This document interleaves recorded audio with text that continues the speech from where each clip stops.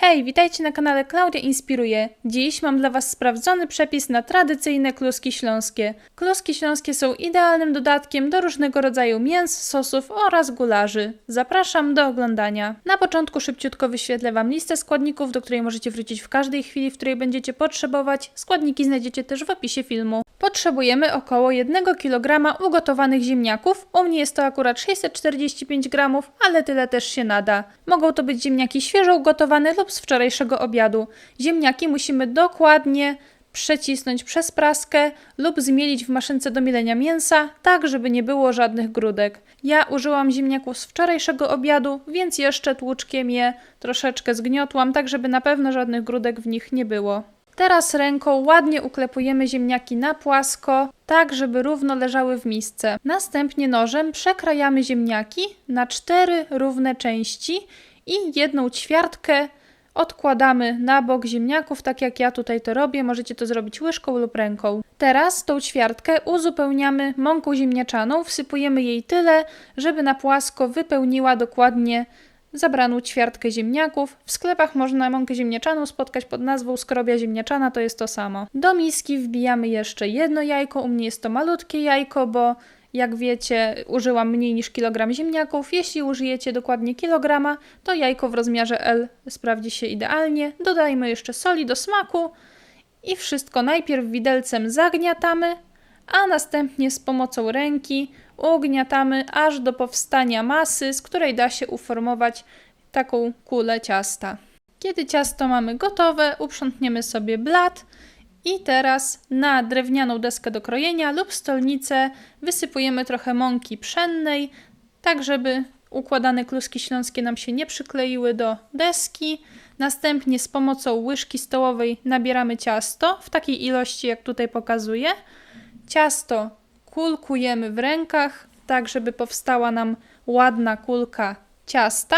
Następnie tą kulkę spłaszczamy i robimy dziurkę z pomocą palca, tak jak tutaj pokazuję na filmiku. Odkładamy kluskę śląską na mąkę i tak robimy z całym pozostałym ciastem. Z kilograma ugotowanych ziemniaków powinno Wam wyjść około 30 sztuk klusek śląskich. U mnie wyszło ich 17, plus jeszcze taka mała bonusowa kluseczka z resztki ciasta. Tak przygotowane kluski śląskie przykrywamy sobie ściereczką, żeby nam się nie zeschły, zanim zagotuje nam się woda. Do dużego garnka wlewamy około 3-4 litry wody, dodajemy też niecałą łyżkę soli i wodę zagotowujemy. Woda ma nam się tylko delikatnie gotować, nie może bardzo mocno, bo inaczej kluski Wam się rozgotują i rozwalą. Kluski wrzucamy do wrzątku, następnie mieszamy łyżką lub szpatułką, tak żeby odkleiły się od dna i czekamy. Jak widzicie, bardzo delikatnie się gotują i właśnie w taki sposób powinny się gotować, że tego prawie nie widać. Kluski znowu zamieszamy po jakimś czasie, tak żeby nam się odkleiły od dna. I kiedy kluski śląskie zaczynają nam wypływać, patrzymy sobie na godzinę i odmierzamy równo 3 minuty. Po 3 minutach bierzemy jedną z klusek i sprawdzamy, czy się ugotowały.